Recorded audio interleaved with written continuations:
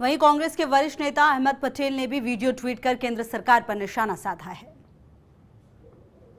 खास तौर पे आज जिस तरीके से लोकतंत्र पे प्रहार हो रहे हैं, लोकतंत्र की धज्जियां उड़ाई जा रही है, संविधान को कमजोर करने की कोशिश हो रही है, मेरे ख्याल से इस पे अगर हम लोग नहीं बोलेंगे तो वो दिन दूर नहीं कि जब मेरे ख्याल से अनडिक्लेयर इमरजेंसी देश में ऐसे भी है और कहीं ऐसा ना हो कि फिर से एक बार इमरजेंसी आ जाए।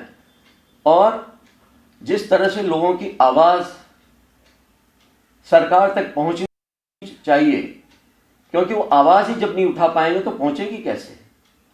तो इसे रोकने के लिए हमें बड़े जोरों से बुलंद आवाज़ में जिस तरह से लोगों की भावनाएं हैं, लोगों की फीलिंग है, लोगों के इश्यू है, उसको उजागर करना होगा।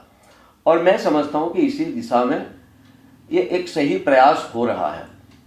जिस तरह से सरकारें तोड़ी जा रही है, लोकतांत्रिक तरीके से चुनी हुई सरकार को अस्थिर करना, उसे तोड़ना, ये मेरे ख्याल से आप सब जानते हैं कि लोकतंत्र के खिलाफ है, हमारे संविधान के खिलाफ है।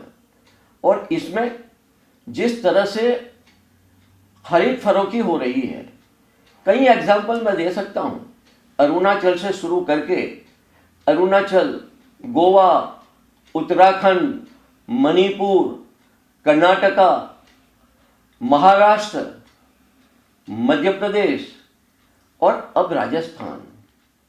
हर बार कांग्रेस की सरकार जब भी चुन के आती है तो उसको किस तरह से कमजोर किया जाए या सरकार को तोड़ा जाए, और बहुत ही मॉडस ऑपरेंडी उन्होंने पर ढूंढ निकाली है।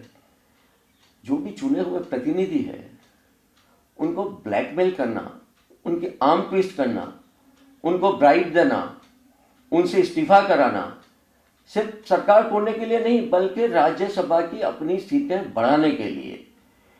क्योंकि राज्यसभा में सीटें बढ़ा के आखिर तो क्या करना चाहते हैं वो आप सब अच्छी तरह से जानते हैं। सो जिस तरीके से राज्यपाल की भूमिका होनी चाहिए निष्पक्ष, कई स्टेट में हमने देख लिया, और राजस्थान में भी जिस तरीके से एक चुनी हुई सरकार कह रही है कि हम असेंबली बुलाना चाहते हैं। आज कोरोना का जिस तरह से पेंडेमिक कोविड-19 जिस तरह से लोगों को परेशान करके रखा हुआ है, हर रोज 1000 से ज्यादा मौतें हो रही है। ऐसे हालात में सरकार कुछ करना चाहती है असेंबली बुला के, लेकिन गवर्नर साहब कह रहे हैं कि नहीं, एक या दूसरे बहाने, या तो जहां से ऊपर से ऑर्डर नहीं आएगा वहां तक असेंबली नहीं बुलाई जाएगी। ये लोकतंत्र के खिलाफ है या नहीं है, और ये जनता अच्छी तरह से जानते हैं कि लोकतंत्र के खिलाफ है। जिस तरह से ऑर्डर हो रहे हैं, जिस तरह से निर्णय किए जाते हैं, हम बिल्कुल क्लियरली देख सकते हैं कि ये संविधान के खिलाफ है, लोकतंत्र के खिलाफ है।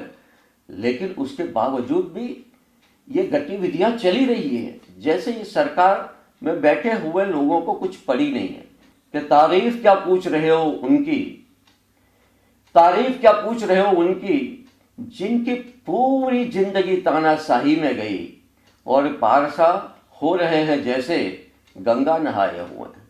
गुजरात बर्बाद हुआ, और तब मैंने 5 साल पहले कहा था कि देश भी बर्बाद होगा।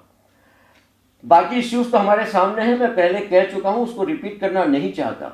लेकिन सबसे बड़ा आज जो कोई इश्यू है, हमारा संविधान, हमें आज़ादी मिली कई कुर्बानियों के बाद, और उसके बाद डॉक्टर बाबा साहेब भीमराव अंबेडकर जी और बाकी हमारे जो पूर्वज थे, हमारे जो नेतागण थे, उन्होंने मिलकर जिस तरह का संविधान दिया है, उसने इस देश को एक रखा है, इस देश को के लोगों को एक रखा है।